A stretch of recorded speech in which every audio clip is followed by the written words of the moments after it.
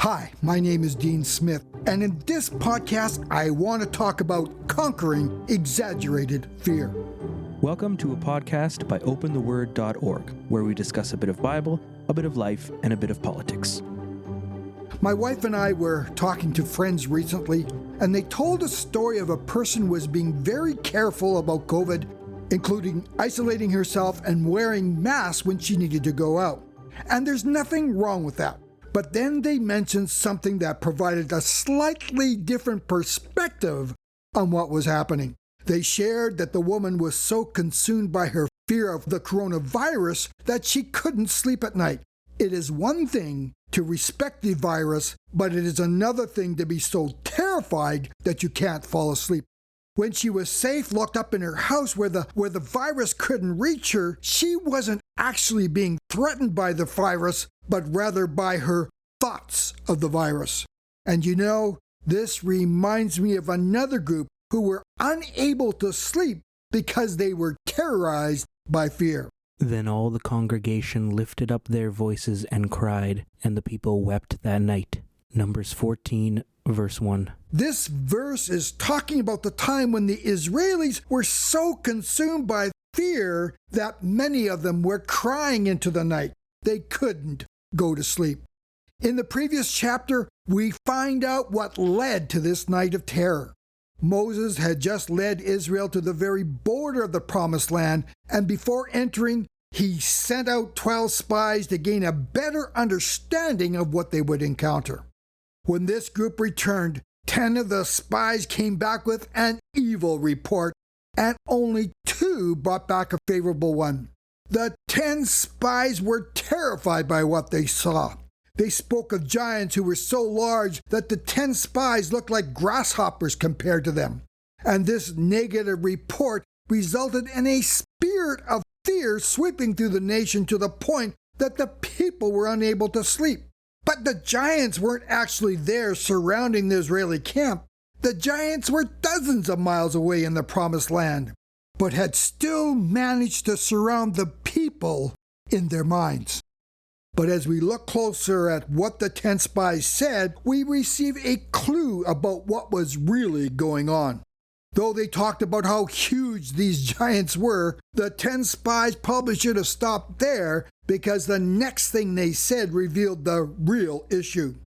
There also we saw the Nephilim. The sons of Anak are part of the Nephilim, and we became like grasshoppers in our own sight, and so we were in their sight. Numbers 13, verse 33. They added that we became like grasshoppers in our own sight. The 10 spies looked upon themselves as grasshoppers first. It was their inner fear that exaggerated the danger. They were still thinking like slaves. A couple months ago, a group of psychologists from several universities were studying people's fears related to the coronavirus and the possible ending of the lockdown. They found that there are basically 3 groups. The first group, approximately 16%, were basically very fearful of COVID and were dreading the reopening. The second and largest group had a moderate fear of the virus, but were looking forward to the end of the lockdown. And the bottom group had few worries about COVID and considered the economic fallout from the lockdown a much more serious problem than the virus. Speaking of the group with the most fear, one of the psychologists said that many of them have pre-existing anxiety-related disorders. In other words, for some of them, their inner fear turned COVID into a monstrous giant. Along this line, I read an interesting poll recently conducted by Franklin Templeton that exposed the exaggerated fears associated with COVID. The people surveyed stated that they believed people under the age of 44 account for 30% of the COVID deaths in the U.S. In fact, this group represents only 2.7% of the coronavirus deaths. It revealed that many people have an exaggerated fear of the coronavirus. And this really showed up when they surveyed the people according to their age group and then compared their perception of how dangerous the virus was with how dangerous COVID actually was for their age group. For example, in the 18 to 24 age group, 59.1% said they were worried about the serious health effects from COVID, but their age group only accounted for 0.1% of the total COVID deaths. That's right, that's 0.1%. Their fear was exaggerated nearly 600 times. For those aged 25 to 34, 67.1% had serious concerns about COVID, but their age group only represented 0.7% of the deaths. Their fear was exaggerated about 90 times. In fact, every age group except one had greater fears of COVID than their actual risk from the virus. And oddly, that one group involved those over the age of 65, where 77.6% had serious worries about COVID, while their age group accounts for 80% of the deaths. Ironically, the ones most susceptible to the coronavirus had less fear than their actual danger to COVID. Nevertheless, this survey tells us that the vast majority of people have an exaggerated fear of COVID. So where is this fear coming from? Well, when we look back at Israel, according to Numbers 13:32, we are specifically told that the 10 spies purposely spread the fear of the giants through the Israeli camp. They were harbingers of fear. And like then, we have groups, primarily the mainstream media, that's pummeling us with story after story about how dangerous COVID is. I remember a few weeks back, a person in his 20s had died from COVID in our area. Of course, it's very unusual for a person in that age group to actually die from the coronavirus, as they're just not susceptible unless they have serious underlying health issues. Of course, this person did, and that contributed to his death. After the story broke, in a post on Facebook, a woman began ranting that she didn't want anyone to start talking about the person's underlying health concerns. She was terrified of COVID, and she wanted to continue to be terrified of it. She didn't want anyone to talk her out of her fear. She didn't want anyone to downplay her fear. She did not want any mentioning facts that contradicted her fear. Yet underlying health issues are a major factor as to why people are dying from COVID. On August 28, 2020, the U.S. Center for Disease Control, otherwise known as CDC, released a report that 94% of the people who died from COVID in the U.S. had underlying health issues. This means that only 6% of the deaths were solely due to COVID. The report went on to say that those within the 94 percentile group had on average 2.6 underlying health issues. As one person noted, this means that 94% of the people died with the virus, not necessarily from the virus. We also know that the elderly are particularly susceptible to COVID. As the Franklin Templeton study pointed out, over 80% of the deaths involve people over the age of 65. The elderly and those with underlying health issues need to be careful. But for the rest of us, there's nothing wrong with respecting the coronavirus, but we shouldn't be terrified of it. So how does God want believers to react during these times? In Isaiah 8, verse 12, the Lord said, "And you are not to fear what they fear, or be in dread of it."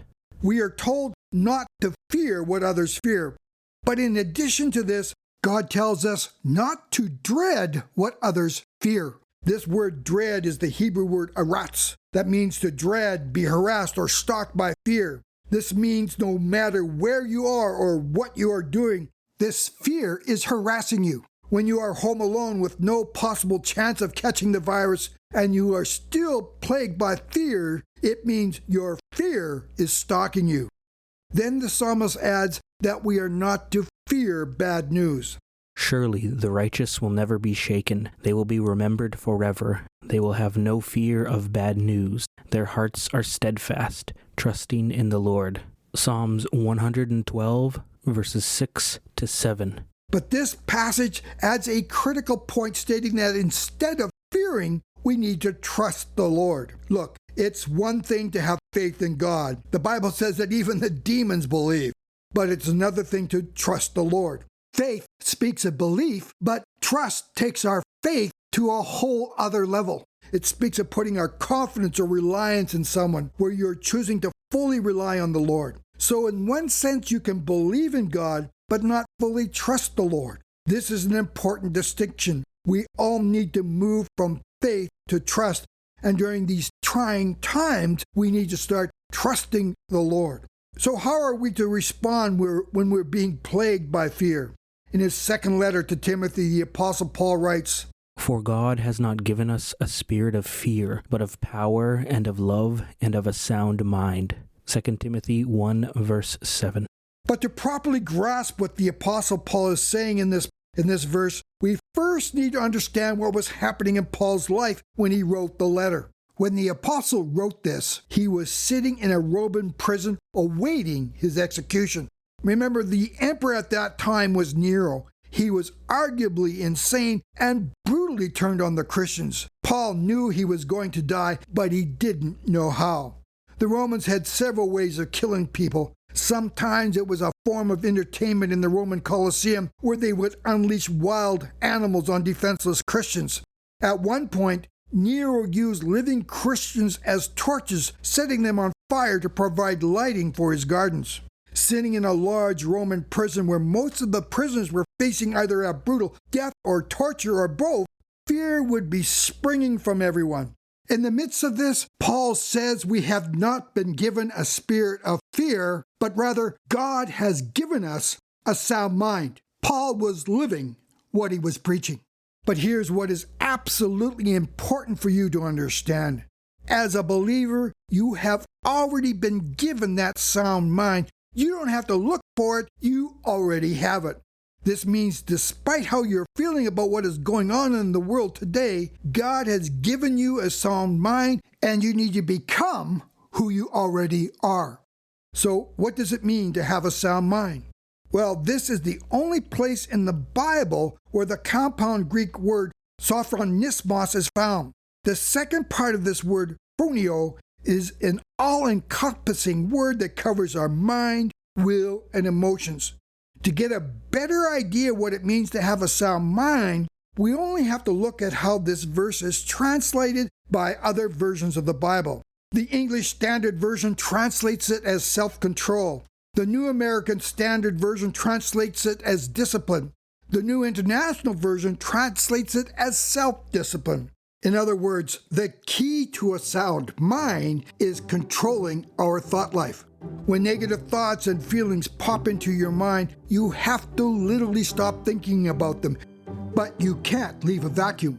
The Apostle Paul says in Philippians 4 verse 8, you need to replace them with thoughts that are pure, admirable, right, and true. The key is to trust God, claim your sound mind, and take control of your thought life. Thanks again for joining us on our podcast. Please check out our website at opentheword.org.